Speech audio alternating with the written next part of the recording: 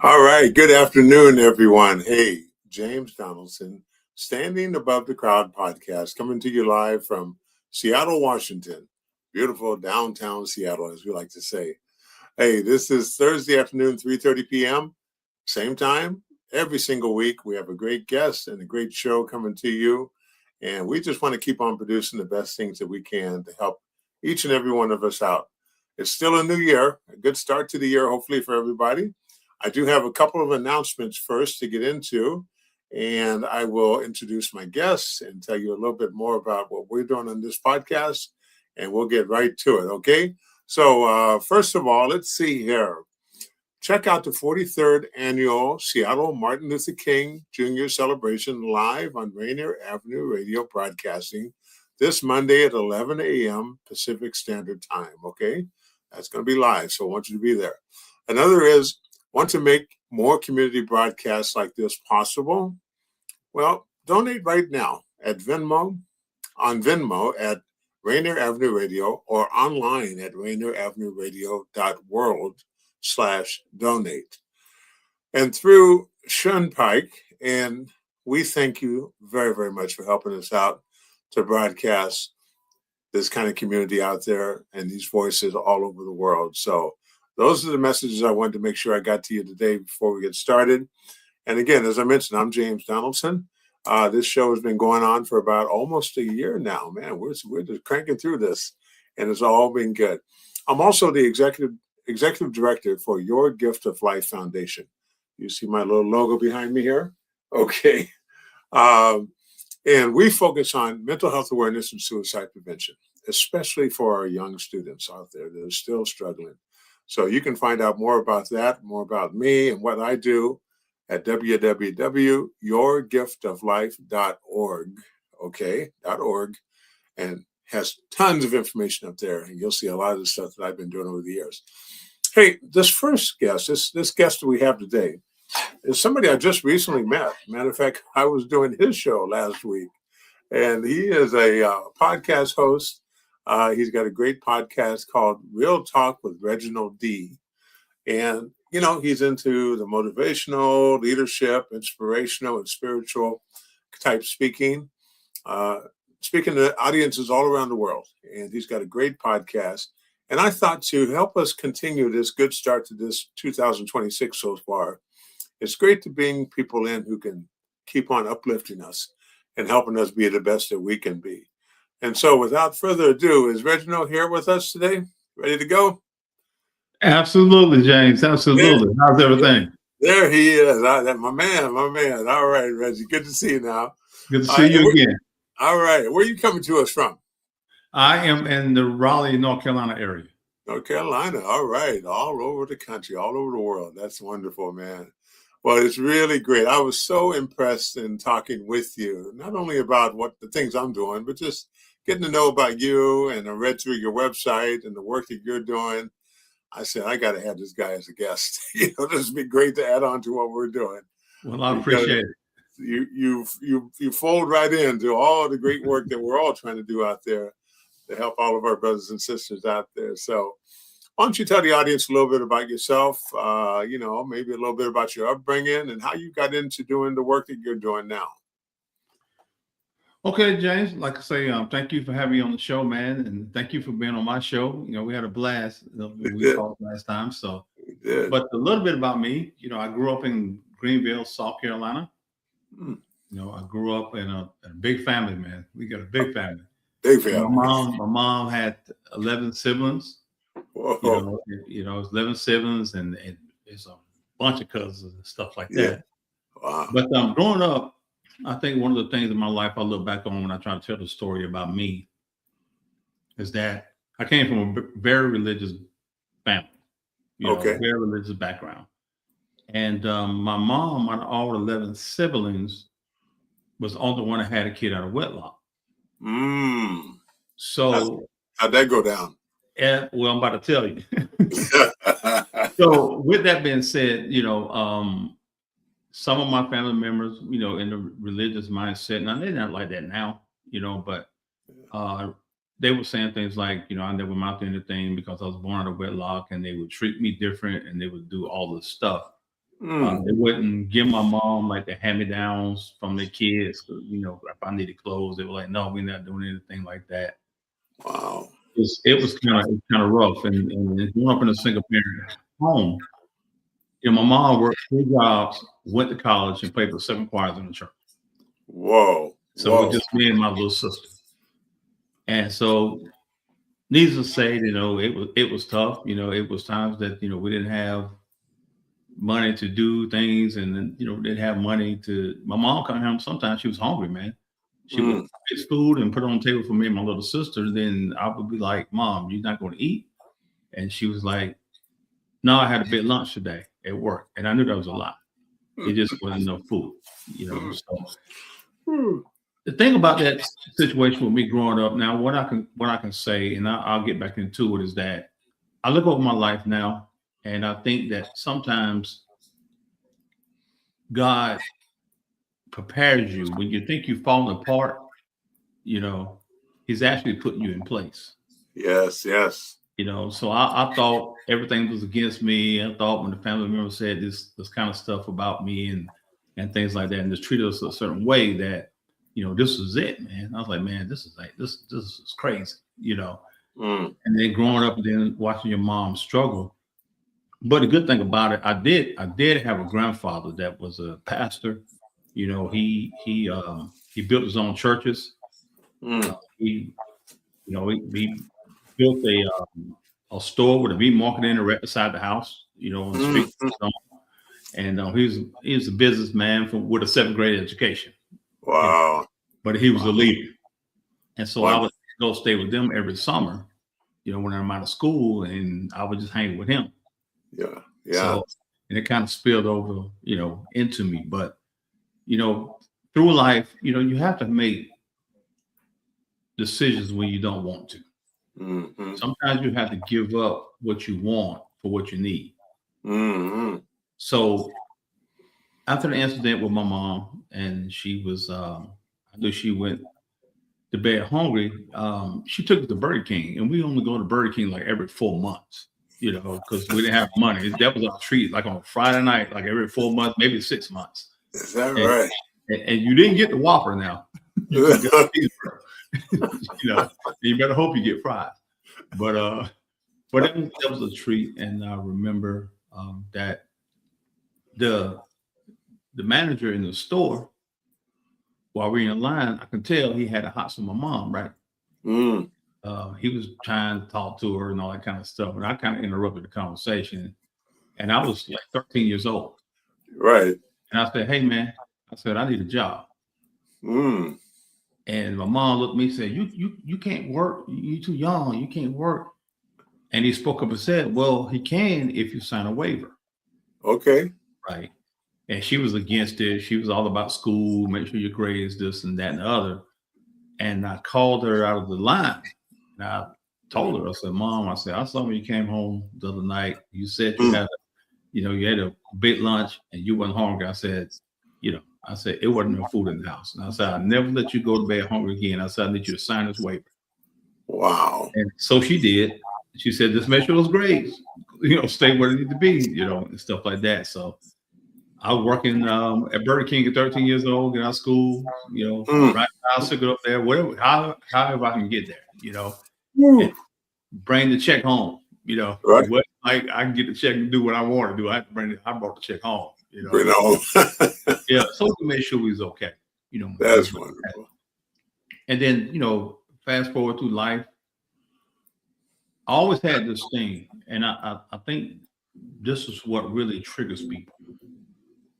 The more you strive and try to do the best you can with what you got, you still in the back of your mind saying you're not good enough because what somebody told you. Still playing in my mind with some of my mom siblings. Wow. So, make a long story short, I'm gonna let you, come on with the questions. But, I got to high school. I worked 3 jobs in high school and went to school. I knew that high school was going to be different. Okay. And then my sister was coming up behind me. I knew you get high school, you're going to be bullied, you're going to be this, you're going to be that. if you ain't got name brand shoes on, you ain't got this, you ain't got that. I knew mom couldn't afford it. I said, man, I got to make more money. And so we can just look decent. So I got to worry about this part. I'm already on edge. So I'm already, I don't want to get in no trouble, but I'm already on edge. It'll be bad. Yeah. So, yeah, man, I did that. And throughout my whole life, I've just been that guy that kind of took life as like what it gave me. That's wonderful. This is what it gave me. This is what people are saying. This is what, all of the stuff.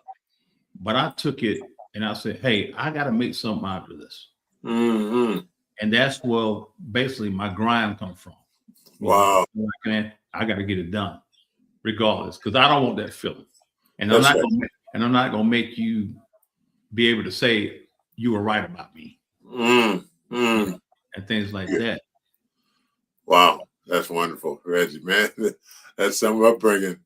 And and what did you do during your working career? Are you still working now and doing what you do?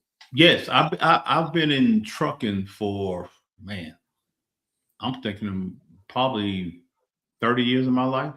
Okay. I've moved different jobs and things like that. But then when I got into the solid waste, what people call trash, industry, that kind of took me. I've been in 20 years now, and that's what brought me to North Carolina. I run the North Carolina area for a major corporation.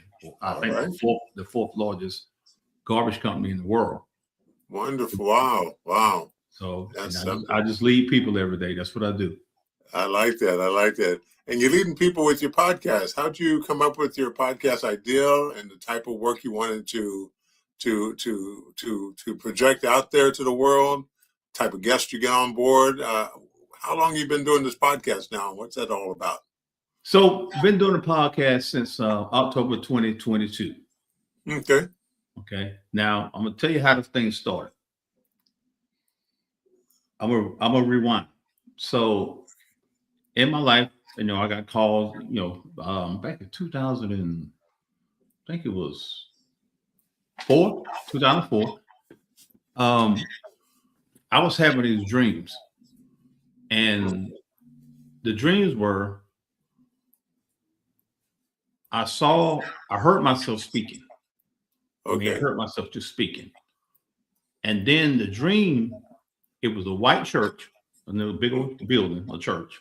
And then there was a lot of people outside of the field, outside of that church. Okay. And I was like, what is that about? It woke me up 3 nights straight at 3:00 in the morning. Wow. So after that third dream, I knew God was calling me to something. All right. So I got up after that 3:00 in the morning. I said, hey, I ain't getting woke up no more. I might as well surrender, right? So I got on these. I told God, I said, okay, I'll go. I know what you want me to do. You want me to carry your work. So I went and talked to my grandfather, which he was a pastor of the church that he founded and he built. And then now my cousin is actually the acting pastor. He left it to my cousin. He was just the overseer.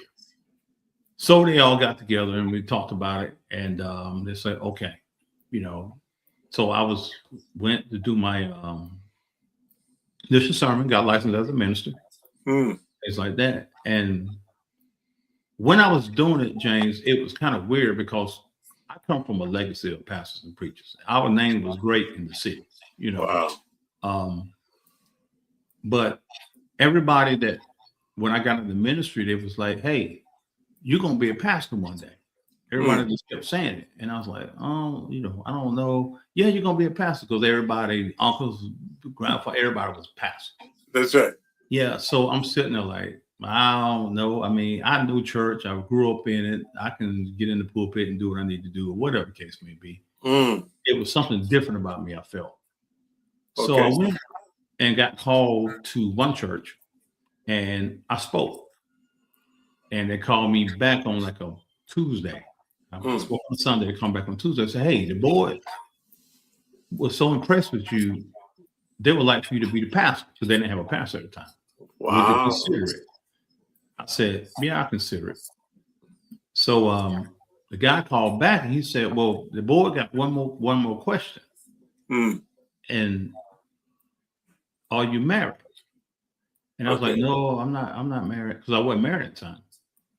And it was like, well, you can't be our pastor. Oh no. And man, that shocked me. It was like, what? And it happened to me again at another church, a whole different church. They did the same thing. So here I am questioning God. I said, God, what are we doing? What am I doing? What if I'm getting shot down on things? I couldn't understand it, man. It was weird to me, and I was questioning myself. I was questioning my calling, and I was about to give up. I was about to say, you can have it, So as I went on, I served in the church that my grandfather and my cousin pastored. I served there, and another church called, and I went there. Yeah. And I spoke. And later on that night, I think it was like 10:30, 11 o'clock that night, that pastor called me and he said, hey, I'm willing to step down and give you he said, my congregation received you so well, I'm willing to step down and give you my church. Wow. And I was like, what? At that time, I declined because I was done with church kind of thing and stuff like that. I say, I appreciate it. But the thing about it, James, God was just showing me, he said, hey, when you thought you weren't good enough, I showed you you're good enough. The man might be in the church. He don't even know, Yeah, so, hanging in there, perseverance. Yeah. So fast forward, got married in 2020. Now keep in mind, I had this dream in 2004. Okay. Wow. About the church and people outside of the church. And got married, and I told my wife, she's amazing. I told her about the dream. And so we went to church one day, and we came back from church, and she said, stand up against the wall. When we came in the house, she said, stand up against the wall. I said, what? She said, I'm going to take a picture of you. And I'm like, what? What in the world? And she said, you about to start a podcast. She took the picture. She said, you about to start a podcast. Wow, really? I heard of these podcasts and stuff. I don't even know what a podcast is, man. I was like, I heard of them, and things like that. But, as we came together on it, because she manages everything I do. And as we came together on it, and I began to, speak on this podcast and do it the way that God, gifted me to do. Yeah. And it has blown up, man. It's been amazing and things like that. And then when you look at it, it's like ranked in Apple Podcasts top 200 shows in 117 countries. Wow, we need to talk after the show. give me some tips. And when and when it happened, when all these rankings started coming in, and I'm reaching all these countries, it dawned on me. It went back to that dream in 2004. And it came to me, and God was like, the reason I showed you that church and the people outside of that field, he said, I was showing you the church to tell you you don't supposed to be in no church, be no pastor. Wow. He said, I showed you them people in the field that showed you're going to reach the multitude in many countries. So it all came together years later. I said, that's where those people were in that field, that crowd of people. Because there was all races. They was all ethnic group. I mean, it was all different. Yeah. When I saw the dream. And it's been a blessing, man. It's been a blessing. And I think once you follow, who you are and your gift and your purpose, not what somebody else wants you to do. You do what you're called to do or what you are destined to do. When the momentum comes, that's when it changes. Because I'm like, man, how's a little country boy from South Carolina can reach all these people and all this man. So it's been a blessing. Wow. So this is your ministry of sorts. Yeah. Wow. And we didn't talk about this when we first met and I did my show with you. Right. But I had a sense, you had that aura about you of a man of faith.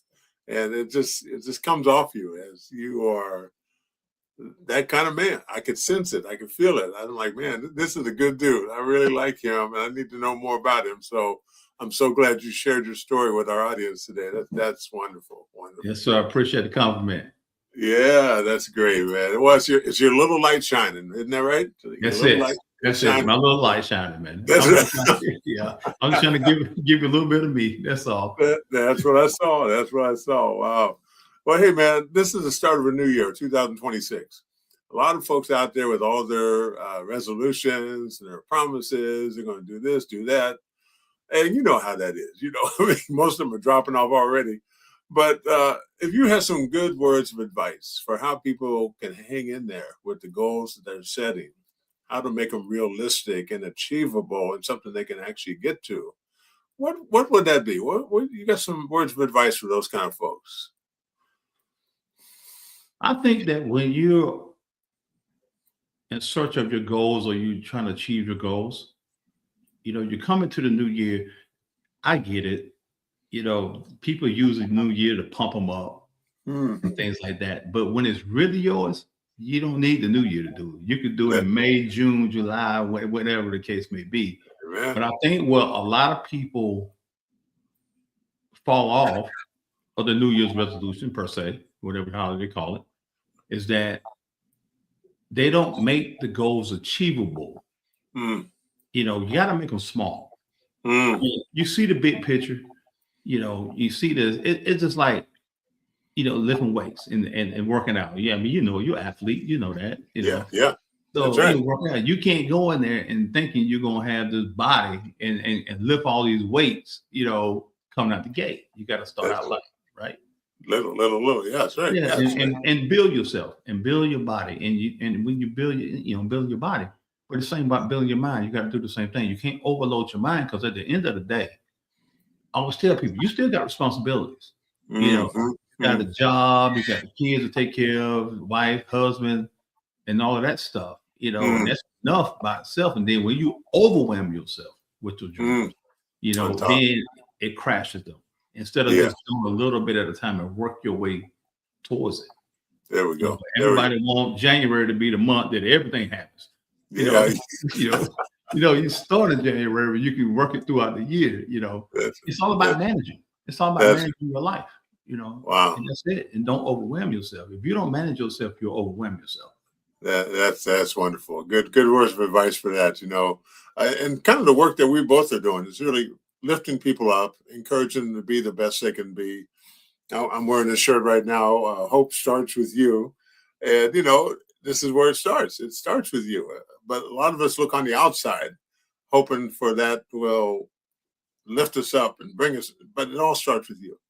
And the work that you're doing, are you coaching those kind of folks that need a little lift up, that need a little help with depression or mental health issues and things from time to time?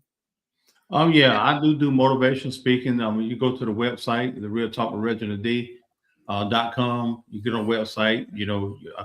Life coach. You can, if you want me to be a life coach for you, or you want me to go talk to us at an event, a motivational speaker, and things like that. I talk about a lot of things, but I try to, and what God has used me to do is empower people from within. With my story, a lot of times I was amazed how my testimony, just every time I say it, people just get blown away. And I'm like, I'm just so used to saying it, it's just normal to me. But, like the things you're doing, like with mental health issues, a lot of people, the ones who listen to my podcast and follow me, I told a story when I had a date and a time I was going to commit suicide. My life, I was working and always been a worker, man. And things weren't going right. And then I lost my job and I lost this. And I just felt like I was just over, man. Over, and then, your past always hunts you, and I'm like, well, damn, what they said. And I mean, I'm like, I think I was in my late 20s. And I was like, well, man, and then those voices your past started talking to you. That's right. And what, when I was 9 years old and some of my family members said I wasn't amounting to nothing, was it really right? You're not even questioning it. You know what I'm saying? Yeah. Man, so I lost, I didn't have anything, didn't have a job, didn't have anything, man. Only thing I had in my refrigerator was eggs. Yeah, I've been there. Eggs for lunch, breakfast, and dinner. I couldn't afford no meat. I couldn't afford no nothing.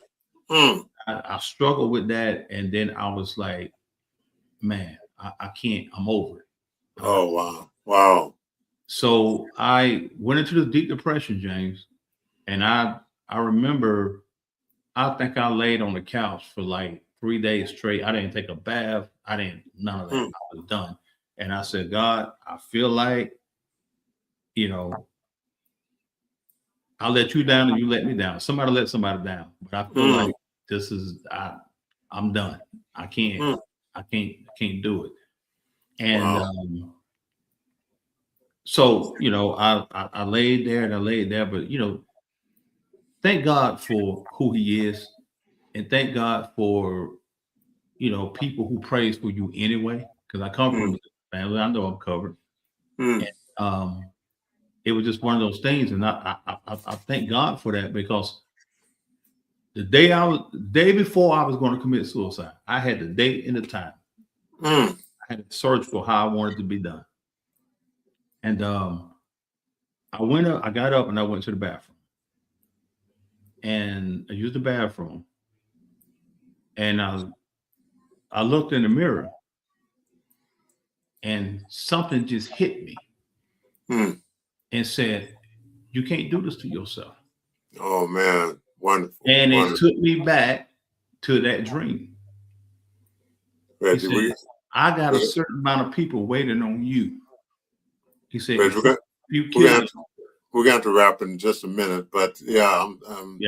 He said, I got a certain amount of people waiting on you. If you kill yourself, what are these people going to do? I got to sign to you. Amen. Yeah. Man, this has been fantastic. Real Talk with Reginald D. Tell them again where they can find your website.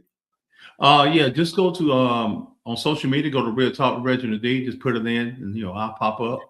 And the website is www.realtalkwithreginald.com. All right. And thank you so much, Reggie, for coming on, man. I got a feeling you and I are going to be friends for life. I love you, brother. I love you, brother. You're just so wonderful. Yes, sir. We're going to stay in touch and make this friendship happen. All the best. All the best, everybody out there. 2026 is off to a great start for everybody. Make it the best it can be for you. All right. Don't ever give up. You've heard my story. You've heard Reginald D's story. Don't ever, ever, ever give up. It's out there for you. This is James Donaldson. See you again next week, 3:30 p.m. Pacific Standard Time on Thursday afternoon from Rainier Avenue Radio, Seattle, Washington. See you now. Bye-bye.